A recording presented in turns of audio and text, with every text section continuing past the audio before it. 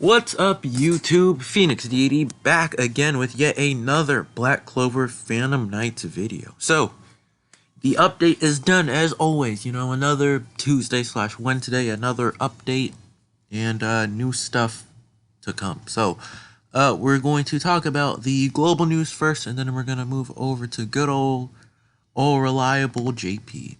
So, global.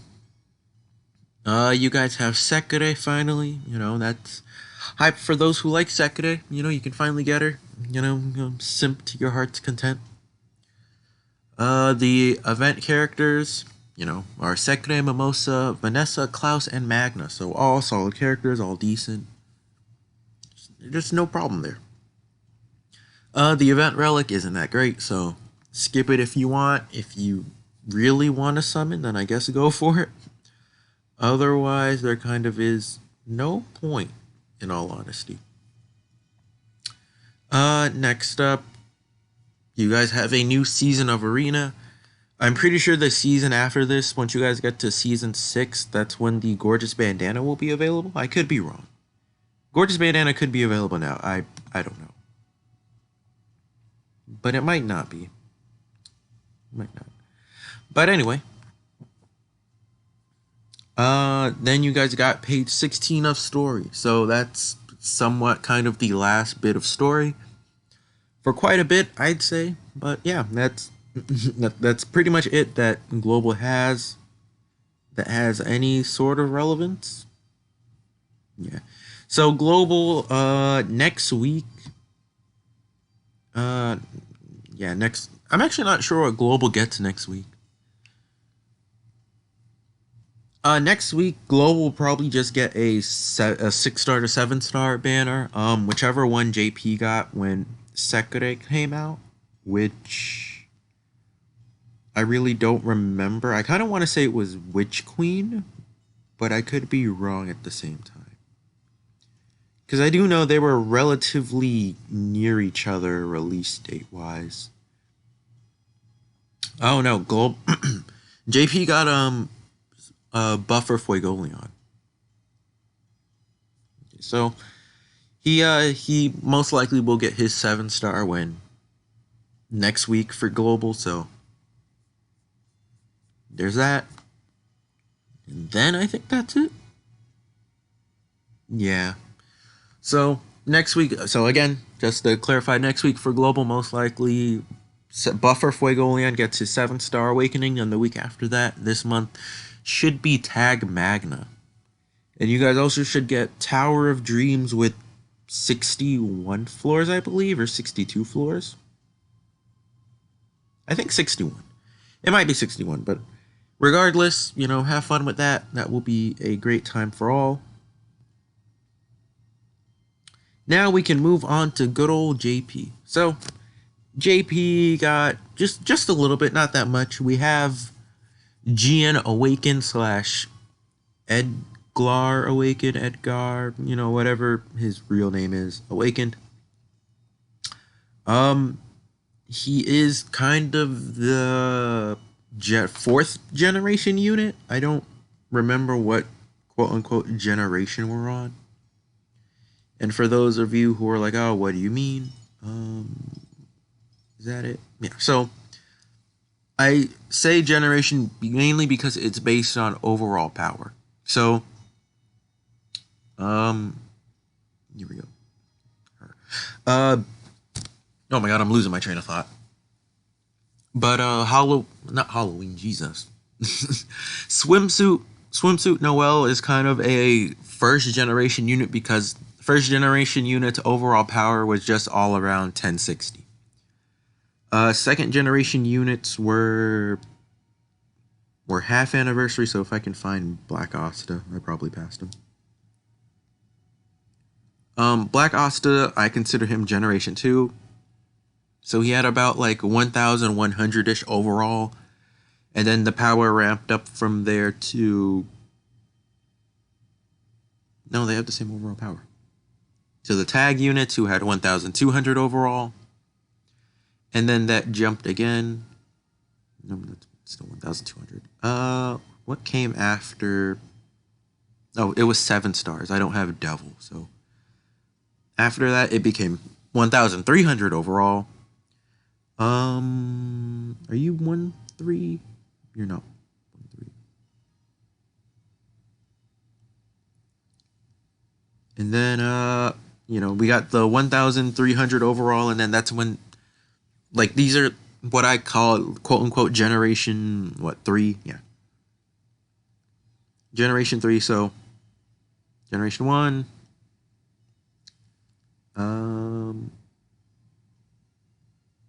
yeah, generation 2 was kind of the Spirit Dive, you know, and Royal Knight Asta era. You know, number 3 was, I did not mean to press that. Generation 3 was the tag units and kind of units a bit after that. I guess 7 stars are kind of Generation 4, so. With the 13 overall. And then we got into 15 overall, and now we're into like 16, 17 overall. But regardless, what I'm trying to get at is that he has the highest power, overall power so far, and pretty much every character that will drop after Awakened Gian will have this power level. So it's going to be extremely interesting to see where the game goes, because we already have units hitting for 250,000 and above. So it's only a matter of time before we get units that hit in the 500,000/300K range. So it'll be interesting. But overall, he pretty much has the best stats thanks to him having such a high overall power. So 7,000, 7,875 HP, 1,275 attack, 600 defense, really good, 720 speed, 630 intelligence with 250 luck. So pretty good. His formations, 1 is butterfly and his formation 2 is scales. So his skill 1 is a transcendent attack to all enemies in range, plus a chance to seal enemies plus a high chance to seal enemy arcane arts / secret seal for a while. So overall pretty good. A full AoE attack, which is pretty powerful. And you can seal their arcane arch, which makes this pretty good as well. Then effect up when you have formation match. AOM is just damage dealt during AOM is increased, so very standard AOM. I don't think we'll see any like extraordinary AOMs, kind of. So skill 1, attack the enemies within range with great power, plus gives a high chance for a great slip effect. So skill 1 has nice range, plus it can inflict slip damage to the enemy. So that's actually pretty good. Skill 2, this character is very reminiscent of, this character is very similar. I shouldn't say reminiscent because the character is still relevant. But he's very similar to Tag Noel. Very similar. But he more so is a null unit than her. And you'll understand once I talk about it a bit more. But skill 2, for a short time enemies within range. So for a short time, high chance of applying skill seal and buff ban for enemies within range. So targets one enemy, preferably an enemy in the back, and then every character in front of that enemy has a chance of being applied with buff ban and skill seal. Skill seal, we see it again back to back on these null units. Without a doubt, one of the best abilities in the game, hands down, because you just have to deal with basic attacks. And when you have a character like Julius who has 850 defense, pair him with like Necklace of Fate, or if you're like, okay, I want to use the Mysterious Key or the Gorge. I really don't remember the name. I think it's Mysterious Key. But, you pair that with the Mysterious Key and it's just, you get a lot of defense, you got your action, and it seems pretty good. So His second skill is very similar to Noel. And lastly, just like Tag Noel, a healing skill. So it's pretty much debatable about whether or not this is better, but maximum recovery to self and allies within range, plus greatly increase attack for a long time. So this is one of the few it's one of the few characters that literally does everything. He heals, he buffs, I don't want to call it jam, but he disables / debuffs enemies, and he has an attacking skill. So if anything, this is the closest we get to like a true null unit, I'd say. Put that in quotes. A true null unit. With the fact that he literally just does everything. Attack, weakening, healing, and a part of his healing is a buff. So it's really good. And his formation is the butterfly. Or just the monochromatic / rainbow butterfly. So 1 point for everything, B rank. So what is this? It's an AOM formation. B rank for everything. Then the effect is for a short time, high chance of preventing withdrawal for 3 uses. So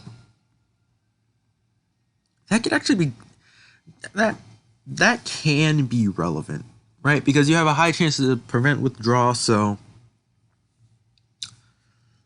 I actually kind of want to test this formation because I feel like it can actually do something. It can definitely do something. And that's about it. There's nothing really special in the quote-unquote character / developer notes here. Just talks about his skill 3 being able to heal and increase attack, which is a very nice skill to have. I don't... Man. Like, I think just without a doubt, his stats make him probably one of the most attractive characters to summon for because these stats are really good. And just because his attack is lower than average characters' attacks, it doesn't really mean anything. We have Tag Magna and Luck who have what, 12,000 attack? 1,200. 1,200 attack, and they still hit monstrously hard. Yeah, I don't know, man. I don't know. Alongside this update, we also got 7-star Witch Queen. So, original Witch Queen got her 7-star, which is a bit surprising for me because she actually got a buff. Because she was actually buffed, and I honestly didn't think that they would buff units. I didn't think they would buff units and then give them 7 stars. So, if anything, Fauna is also probably going to be on the list of potential 7 stars. Now that Witch Queen has gotten her 7-star. So, 1,700 power, which is very solid. 5,000 HP, 1,000 attack, 400 defense, 650 speed, 700 intelligence, 250 luck. With the Lilac Bat formation and the Scales formation. So overall, they're, outside of the, classic 7-star buff, the healing is up more, and then the debuffs are greater, which is just kind of basic. No big change to Jammer Witch Queen, which, it's completely fine. Then we have a new event, which is just the mage named Edgar. Ed. I'm just going to call him Ed, because that's technically his quote-unquote real name. So, let's head over to Relic Shop. Well, to the shop so we can see his relic. Let's see, max. So give something to every stat. That's... that's not that great. Yeah, this relic just kind of isn't that great in all honesty. I don't know what I was expecting, but it's a relic. Yeah, let's see, hold on. 360 intelligence. Okay, that's the big part to take away. 360 intelligence. Um, what does Revy's cap have? 350. So it has more intelligence by 10, but it buffs everything. But the defense and the speed buff are the most abysmal thing ever. Like, they honestly could have ignored those two and given it more attack and HP if they honestly wanted to. So I'm not sure. Sorry about that. So I'm honestly not sure where I would if that relic is a must-have or not. It sure is interesting, but I'm not sure. As for Gian, I will what Ed. I'm just gonna call him, if I don't care. I'll call him Edgar, Edglar. I don't really care.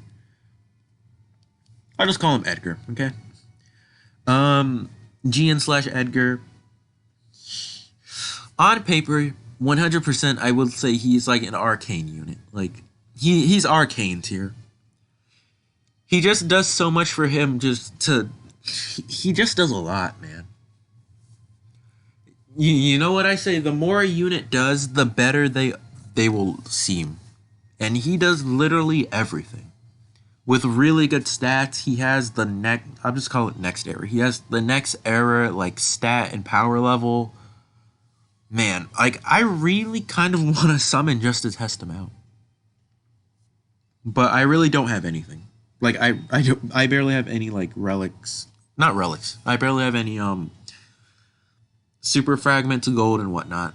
So I don't know. But he just looks really good, man. He looks really good. Let's see.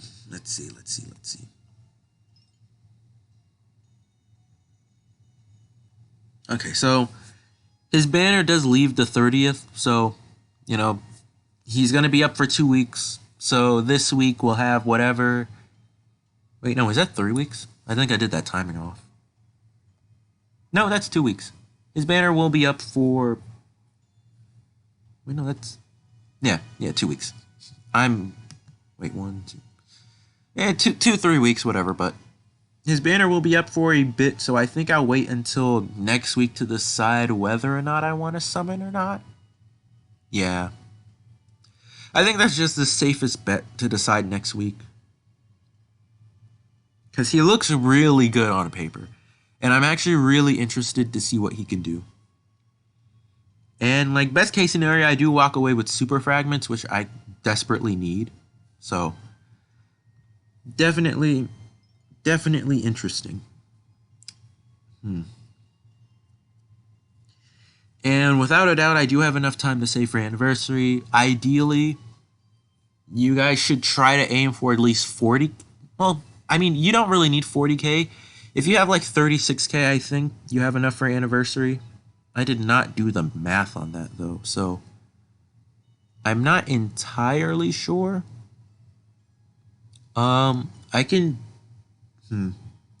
I really don't know, man. So it should be...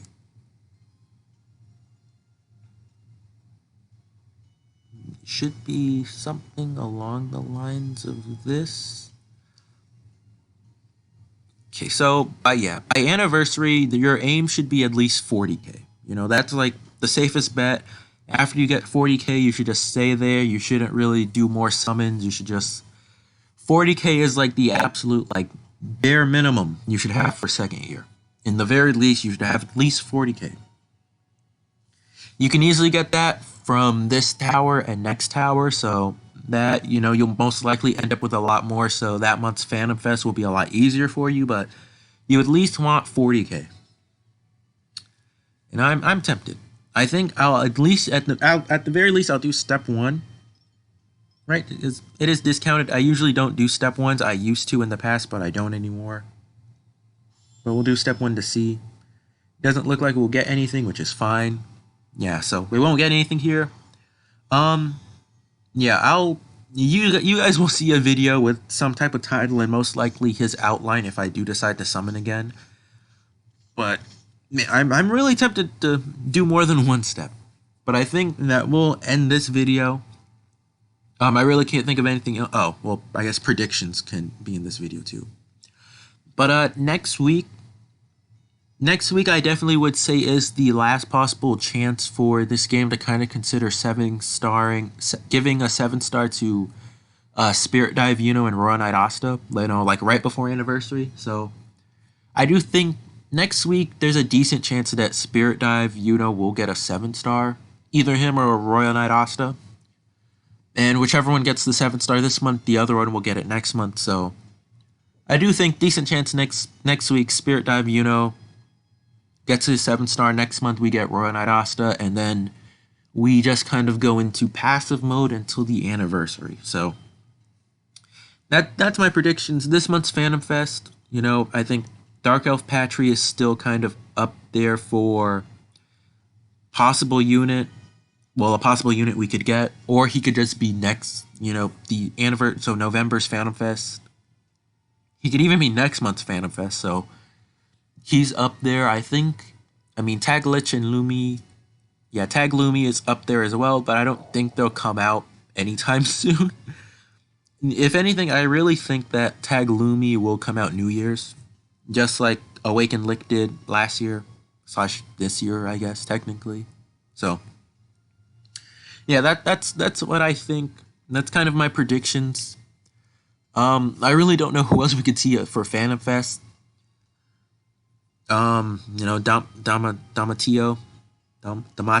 Yeah, Damatio. He's kind of the one character I'm banking on coming out. So that's just my initial thoughts and what I think will come. You know, definitely on paper, Gian seems arcane tier. Man, I his skills just seem so good, and they mesh well. They mesh really well with the past few characters that have come out. So yeah, that's about it. You know, that's my thoughts, opinions, etc. about, you know, this character, you know, global JP, everything that's happening. So I think that will wrap up this video, and I will definitely catch you guys in the next one. You know, like, comment, subscribe, all that juicy YouTube stuff, and I'll see you in the next one. Peace.